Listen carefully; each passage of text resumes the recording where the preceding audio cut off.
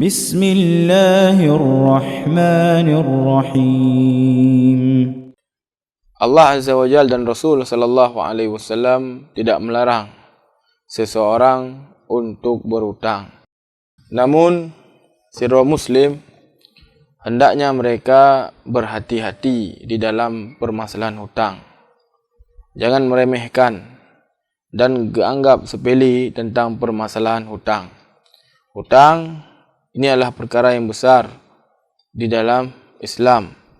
Bahkan Nabi sallallahu alaihi wasallam beliau dalam salatnya sering berdoa kepada Allah Subhanahu wa taala, Allahumma inni a'udzubika minal ma'thamin wal maghramin. Ya Allah, aku berlindung kepadamu dari dosa dan hutang.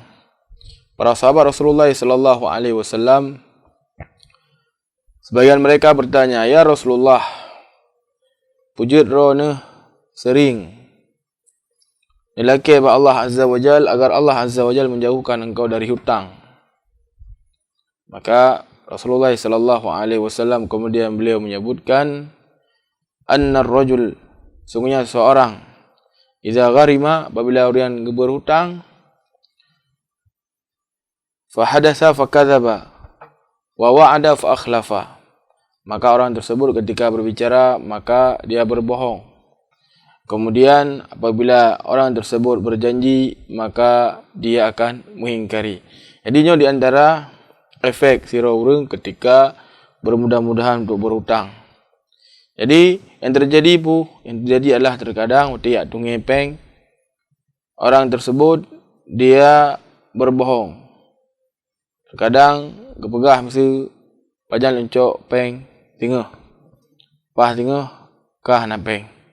Begitu juga terkadang apabila berjanji nya tengah lencok peng alun.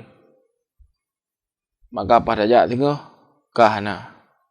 Maka ini di antara efek yang disebutkan oleh Rasulullah sallallahu alaihi wasallam ketika seseorang berhutang. Jadi sebagaimana yang disebutkan bahawa saji hutang ini bukanlah perkara yang terlarang, boleh. Namun ketika seorang berhutang hendaknya mereka benar-benar memperhatikan dan jangan meremehkan dari hutang tersebut.